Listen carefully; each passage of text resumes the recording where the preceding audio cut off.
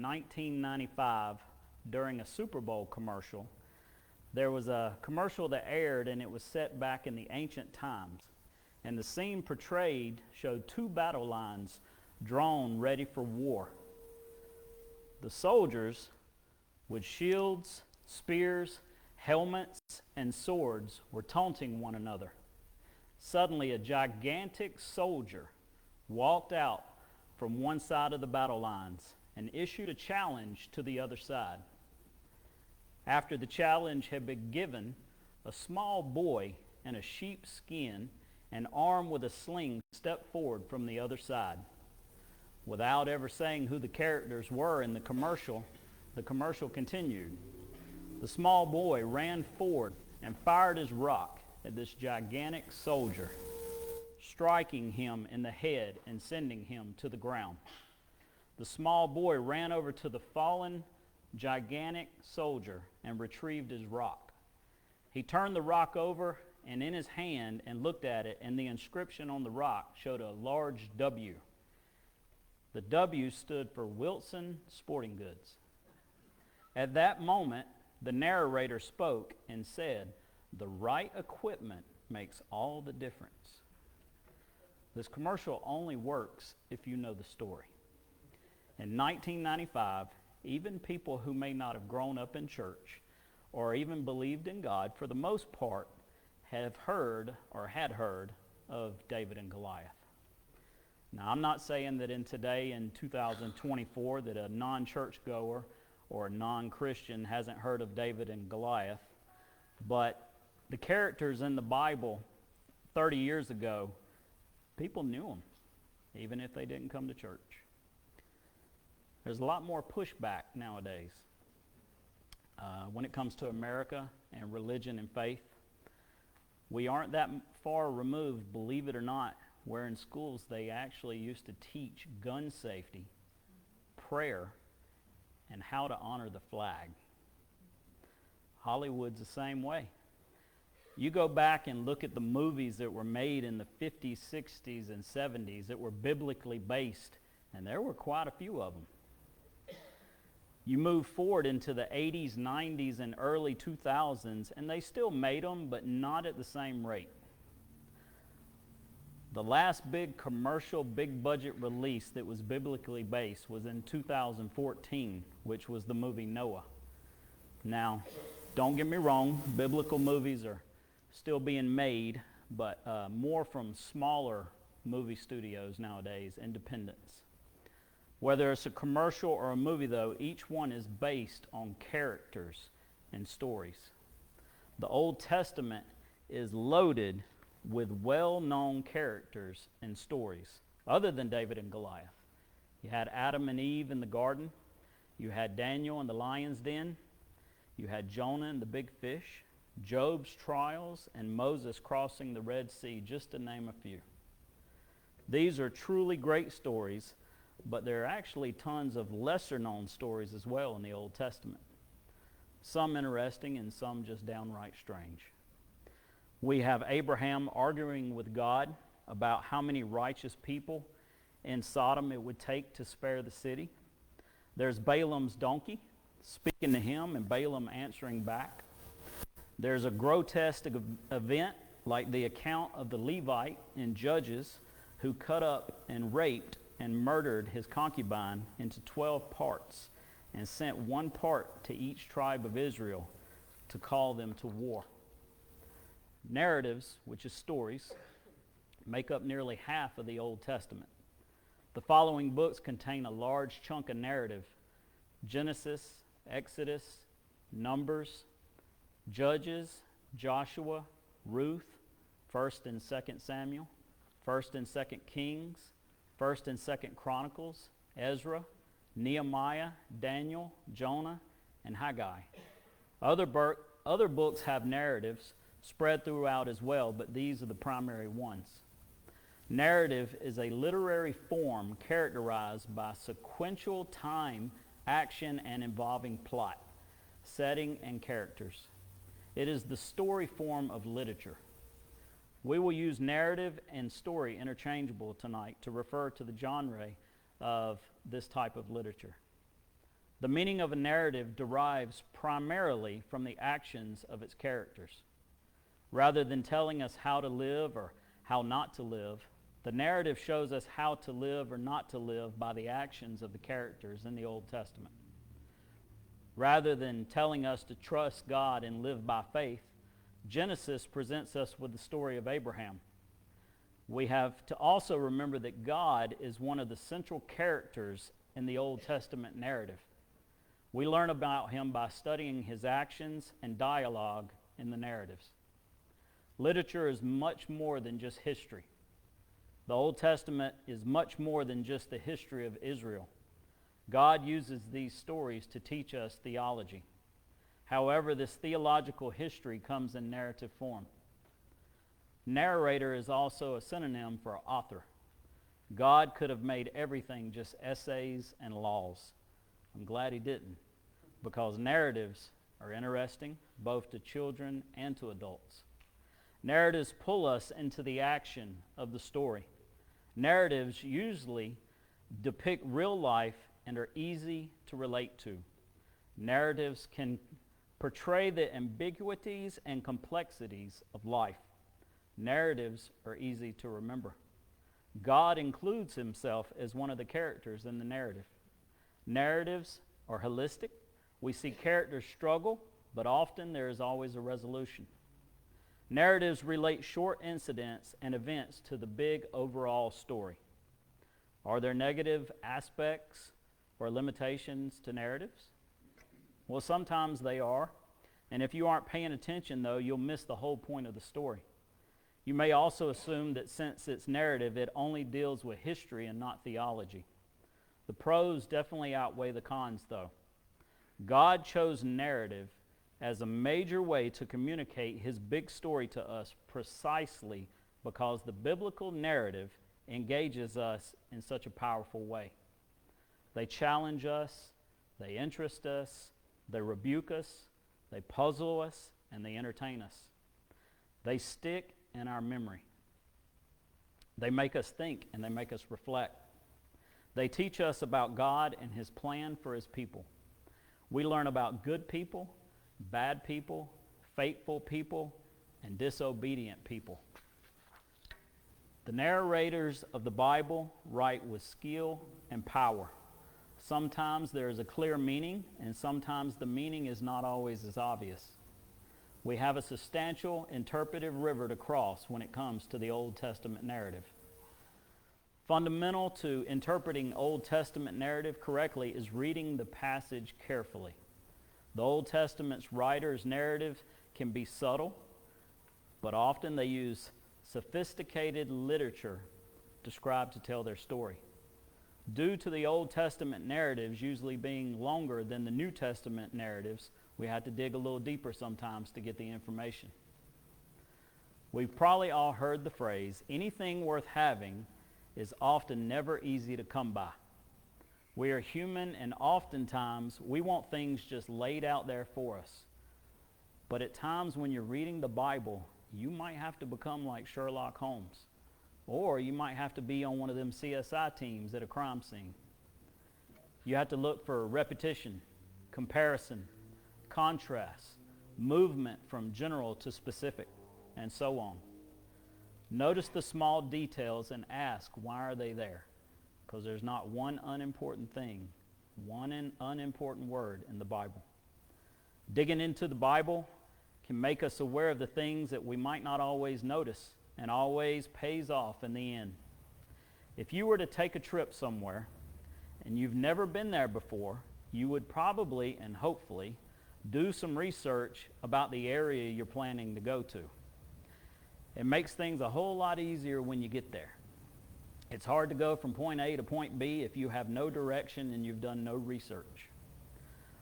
While sports fishing off the Florida coast, a tourist capsized his boat. He could swim, but his fear of alligators kept him clinging to the overturned craft.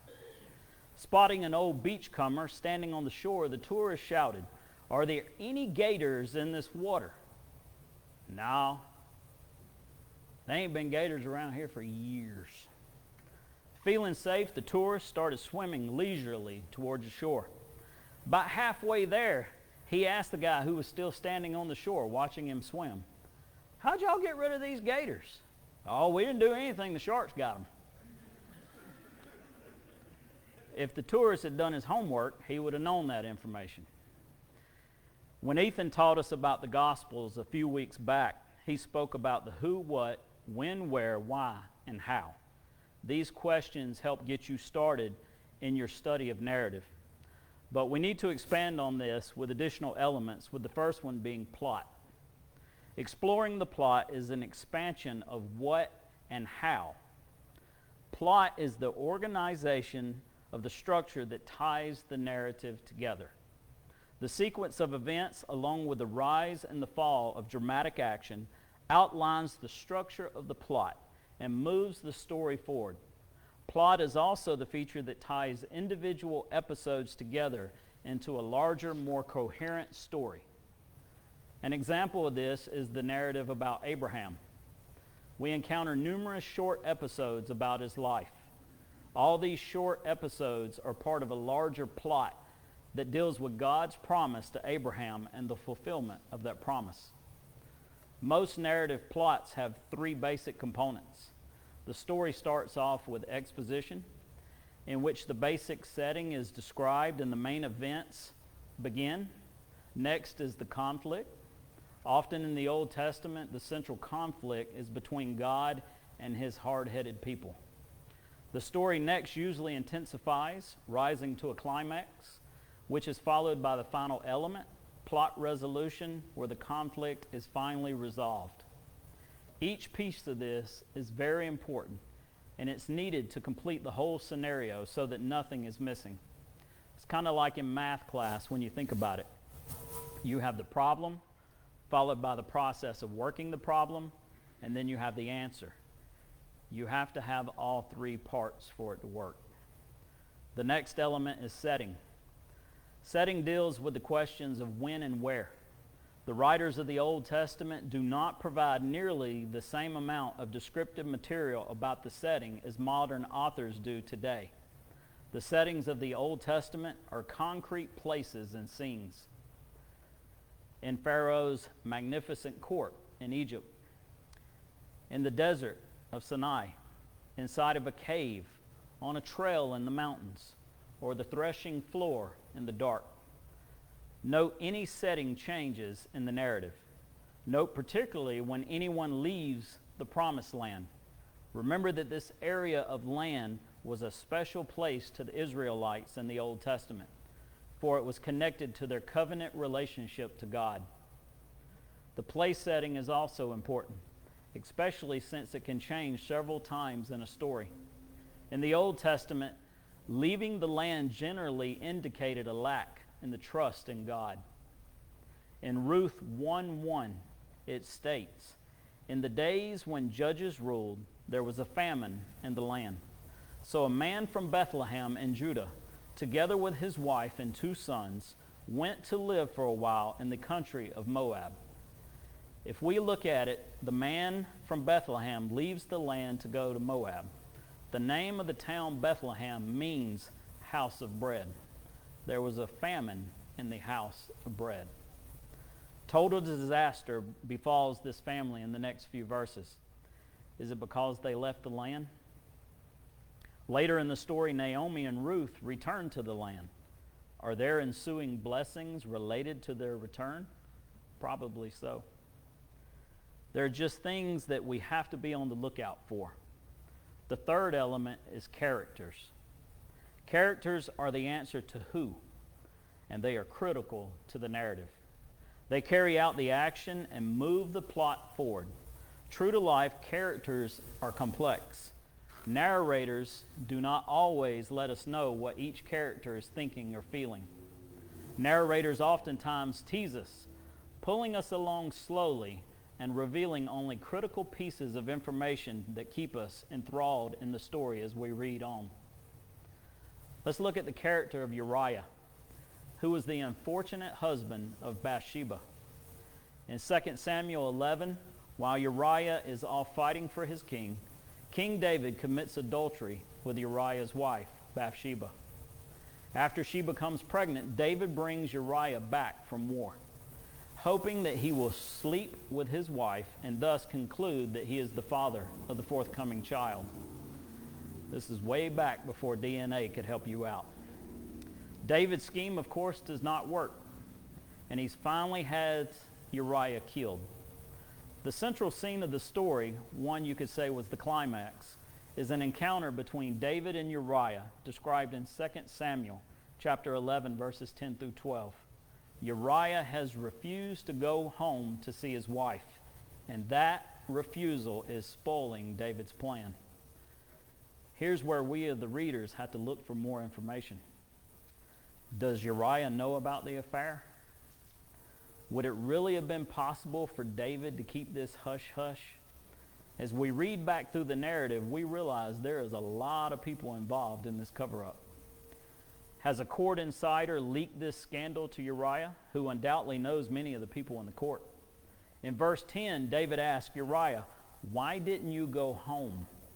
We listen to Uriah's answer, and we wonder if he is naive and honest, giving a straightforward answer, or whether perhaps his answer is subtle and sly, indicating that he knows more than he reveals. His answer is ironic in any case, but if he knows about the affair, his answer contains an indictment on David. Listen to the verse, very close. It's in verse 11. The ark and Israel and Judah are staying in tents, and my commander Joab and my Lord's men are camped in the open country. How could I go to my house and eat and drink and make love to my wife? But listen to the next part. As surely you live, I will not do such a thing. Think about that. David, who is not gone to war as he should, has been doing the very thing that Uriah refuses to do. Uriah is not the main character of this story, as David and Bathsheba is, but he plays a very crucial role. The way we fill in the gaps of Uriah's knowledge and behavior affects how we understand the story as a whole. The narrator is intentionally leaving us in the dark, perhaps to let us identify with the confusion and the fear in David's heart, who also probably is uncertain about whether Uriah knows or not. The fourth element is the viewpoint of the narrator. The narrator, that being the author, is the one responsible for conveying the meaning to the readers through the story.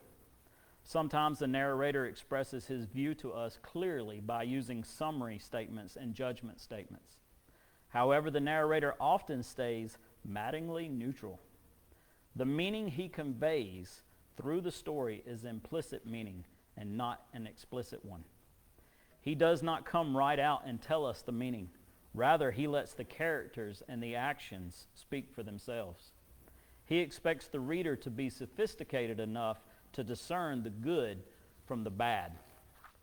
For example, in the latter part of Judges, Israel commits disgustingly sinful acts. The nation had been spiraling downward theologically and morally and had hit rock bottom. Not only have they failed to drive out the Canaanites as God commanded, but other nations have moved in. The Israelites are killing each other instead of the inhabitants of the land. They have turned to other gods. A Levitical priest leads the tribe of Dan into pagan worship. An Israelite town attempts to molest a priest, raping the concubine instead, and so on. Just terrible sins. The narrator does not pass up the opportunity to point out the moral mess, but presents it in a way of finesse through the artful way he tells the story. Judgment is there to be subtle. For example, in Judges 19, he tells the horrendous story of the Israelite mob in the city of Gibeah, threatening to molest a Levitical priest, shouting to the man protecting him in verse 22, "Bring out the man who came to your house so we can have sex with him." Does this episode sound familiar? Does it bring to mind earlier events back in Genesis 19 when the people in Sodom did the exact same thing? The narrator presents the story in a way that highlights the obvious parallel between the events, and he lets the reader draw an obvious connection. In Genesis 19, all the people were destroyed, as the Old Testament portrays this episode as the epitome of sinful behavior. The people of Gibeah are not Canaanites. The people are Israelites. They are supposed to stay faithful to God. Instead, the narrator shows us the Israelites have become as the Canaanites, forsaking God and committing the same horrendous sin that was committed in Sodom. The narrator presents it so we will read between the lines as to should God not judge the Israelites as well. What right does Israel now have as far as staying in the promised land when they are no different from the Canaanites? We have to read very carefully and be aware that the narrative may be subtle in its manner and its presentation. Plot, setting, characters, and the viewpoint of the narrator are four important features of narrative. There are two other critical features that we addressed a few weeks back that we'll just look at for just a brief second. One is comparison and contrast, and the other one is irony. In comparison and contrast, this is a major device used in the Old Testament to develop the plot and move the story forward. The opening chapters of 1 Samuel, for example, are structured around the contrast between Hannah and Eli. Likewise, Hannah's good son Samuel is contrasted with Eli's rotten sons Hophni and Phinehas. The fortunes of each are reversed as Hannah's life is blessed through Samuel, while Eli's life is troubled by Hophni and Phinehas. Ultimately, Eli dies, as does his two sons. Hannah prospers, and Samuel rises to prominence in the country, eventually replacing Eli as the priest. The longest running contrast in the Old Testament, though, is between Saul and David. Some of the contrasting details are very obvious. Some are very subtle, only to be seen by those who are reading very carefully. When Saul is introduced, he is described as a handsome young man and could be found anywhere in Israel, as he was a head taller than anyone else. When David is introduced, we are told of his youth and unimposing size. People look at the outward appearance, but God looks at the heart.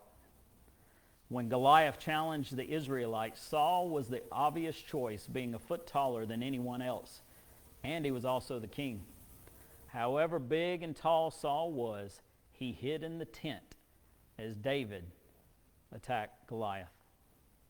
This contrast is fairly obvious, but let's look at one that's a little less subtle.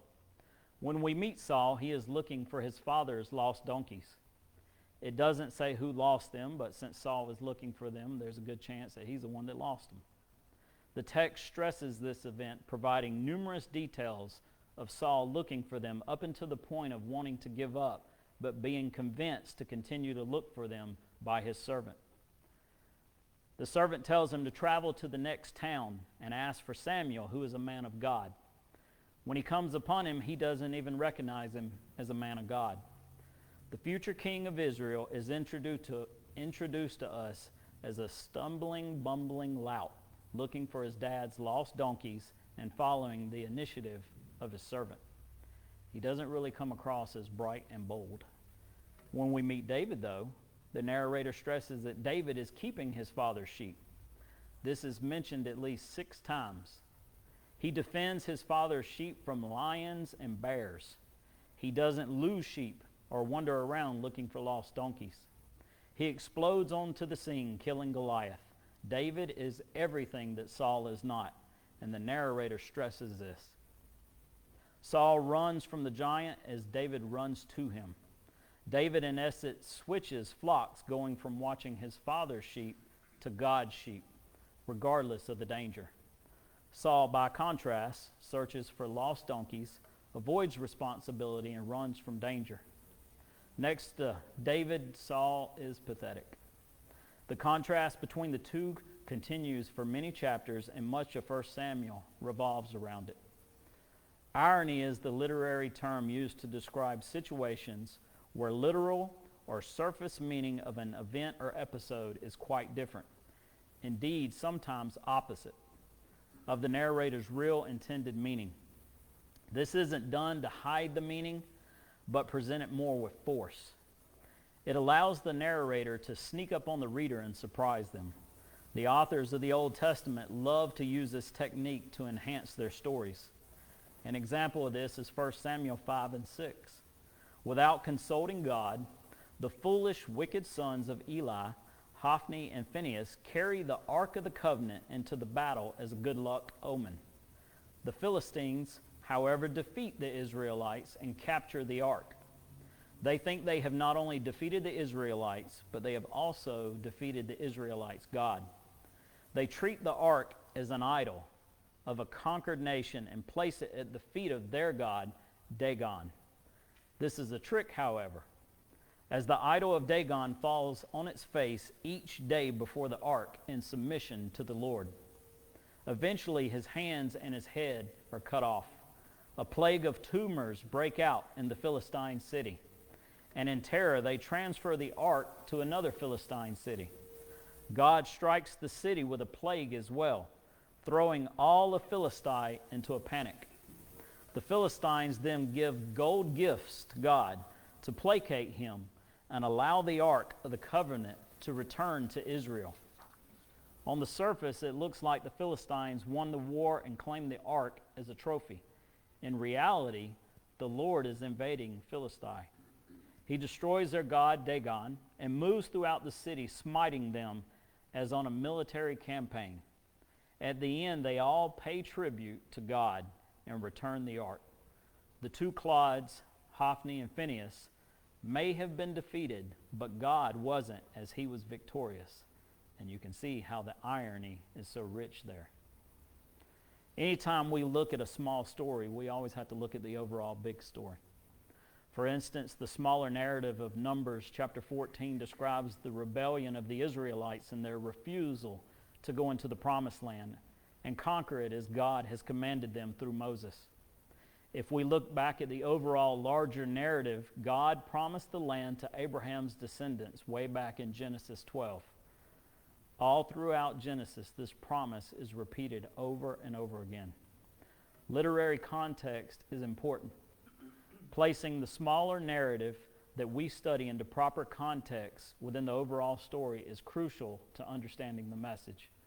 A few ways to do this is to be aware of the overall story in the Old Testament. Explore the characters and the overall big picture. Study the overall themes. Read at least 3 chapters. Read the chapter that you're focusing on, read the chapter before it, and read the chapter after it. You know, Hollywood really messed us up because when we were young, and some of you were younger than me at one point, you would watch television shows and movies, and especially Westerns. They had very simple, basic plots. There were 2 characters, good guys and bad guys. And the good guys wore white hats, and the bad guys wore black hats. As time passed, though, Hollywood's characters became a little more complex. Sometimes the bad guys would wear the white hat to throw you off. Good guys started showing a few bad traits, and the bad guys started showing a few good traits. You had to start thinking and figuring things out while you watched it. The Old Testament, though, is not a Western. Those old movies portrayed a mythical world with simple characters with no gray areas a lot of times. The Bible deals with real life and real people. People are complex, and so are the great stories about them. We shouldn't be surprised to find complicated personalities all throughout the Old Testament. Many characters became models for us, providing pattern and examples of faithful living before God. It is essential that we be able to discern from the good guys and the bad guys. One of the most common errors made in interpreting the Old Testament narrative is to assume that everyone in the story is a hero, a model for us to copy. Many of the people are negative characters, and we need to be very aware of this. Also, keep in mind that most of the main characters, excluding God, exemplify mixtures of good and bad traits. Few characters emerge from the story as squeaky clean. Solomon is a good example. Is he a good guy or is he a bad guy? He seems to start out pretty well. At times he appears to be a good model, trusting God. However, much of the time of his behavior is questionable, so that the narrator seems to be criticizing him rather than promoting him as a model. Ultimately, we are shown Solomon's standing is clear. He turns away from God and he follows idols. He is a tragic character. For all of his great wisdom and wonderful building projects, he ends up a failure. What about Samson? Is he a hero or is he a bum? We should look for clues from the narrator. He tells us God strengthens Samson, and he does great physical things with his strength. Militarily, he has some very significant personal victories over the Philistines as he whoops up on them. Does that make him a hero? Well, the narrator talks about him in the negative. His entire moral and theological life is rotten. He ignores calls as a Nazirite and violates all of the requirements. He blatantly violates the law and intentionally feeds unclean meat to his parents. He spends most of his time chasing foreign women. He is self-centered and driven only by the pursuit of his own self-pleasure. He is not a positive role model. He is perhaps a picture of squandered potential, one who wasted the power and the opportunity that God had given him for his own self-gratification. How does Samson fit into the overall story? Judges is basically a book chronicling the downward theological and moral spirit of Israel after they settle into the land. And Samson is part of this story and shows the exact same comparison. Throughout the Old Testament, God is a central character. He is involved in more than 200 separate dialogues. If we miss God in this whole story, we miss the story. We have to let God be God. Do not try to put him in a small little neat box.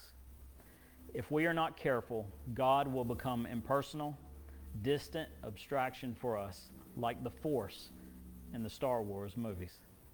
The Lord is not something abstract that you feel, but rather a person who speaks, relates, gets angry, hurts, changes his mind, argues, and ultimately loves. He relates to people on a human level, but he continues to be more than that. He's always just like us. He loves us, and he's the only true hero in the Old Testament. Even if you try to put him in a small little box, you can't. He keeps poking his head out of that box. He will not be defined in a simplistic way. If people in real life are complex characters, how much more is God? However, this complex God has chosen to relate to us personally and to reveal his character through his passages. If our goal is to know God, then it is imperative that we seek to hear him by what he's trying to tell us through the Word. Trust in God because he knows what he is doing a lot more than we know what we're doing. I'll wrap up with this story. There was a couple who used to go to England to shop in the beautiful stores. They both liked antiques and pottery, especially teacups. This was their 25th wedding anniversary. One day in this beautiful shop, they saw a beautiful cup. They said, "May we see that? We've never seen one quite like that before. It is very, very beautiful." As the lady handed it to them, as they were holding the cup spoke to them. The cup said, "You don't understand. I haven't always been a teacup. There was a time I was red and I was just clay. My master took me and rolled me and patted me over and over, and I yelled out, 'Let me alone.' But he smiled and he said, 'Not yet.' Then I was placed on a spinning wheel," the cup said. "Suddenly I was spun around and around, and I screamed out, 'Stop it, I'm getting dizzy.' And I screamed, 'Please stop.' But the master only nodded, smiled, and said, 'Not yet.' Then he puts me in the oven. I've never felt such heat," the teacup said. "I wondered why he wanted to burn me, and I yelled and I knocked at the door, and I could see him through the little opening, as he stood there shaking his head, mouthing the words, "Not yet." Finally, the door opened, and he put me on a shelf, and I began to cool. There, that's a lot better. And then he started brushing me all over, and the fumes were horrible, and I thought I was going to gag. And I said, "Stop it, please, stop." And he nodded and said, "Not yet." Then suddenly, he put me back in the oven, but not like the first one. This one was twice as hot, and I knew I was going to suffocate. I begged, I pleaded, I screamed, I cried. All the time I could see through the little opening as he nodded his head and mouthed the words, "Not yet." I knew there was no hope left. I'd never make it. I was ready to give up, but the door opened and he took me out and he placed me on a shelf. 1 hour later, he handed me a mirror and he said, "Look at yourself." And I did. And I said, "That's not me. That couldn't be me. It's beautiful." And he said, "You're beautiful." "I want you to remember this," the Creator said. "I know it hurts to be rolled and patted, but if I had let you alone, you would have dried up. I know it made you dizzy to spin around and around on that wheel, but had I stopped, you would have crumbled. I knew it hurt and it was hot and disagreeable in that oven, but if I hadn't have put you in there, you would have cracked. I know the fumes were bad when I brushed you and painted you all over, but if I hadn't done that, you wouldn't have hardened. You would not have any color in your life. And if I hadn't put you back in that second oven, you wouldn't have survived very long because the hardness would not have held up. Now you are a finished product. You are what I had in mind when I first began." God knows what he's doing. He is the potter, we are the clay. That story was in reference to Jeremiah 18, verses 1 through 6. You want to continue to become a better Christian, continue to pour into God because he's always pouring into each and every one of us. Next week, Ethan will be back and he will be teaching us about Old Testament law. I don't know what time it is, don't care. If you'll bow your heads, we're going to pray this one out. Dear Heavenly Father, thank you for bringing us here tonight. Thank you for this wonderful lesson.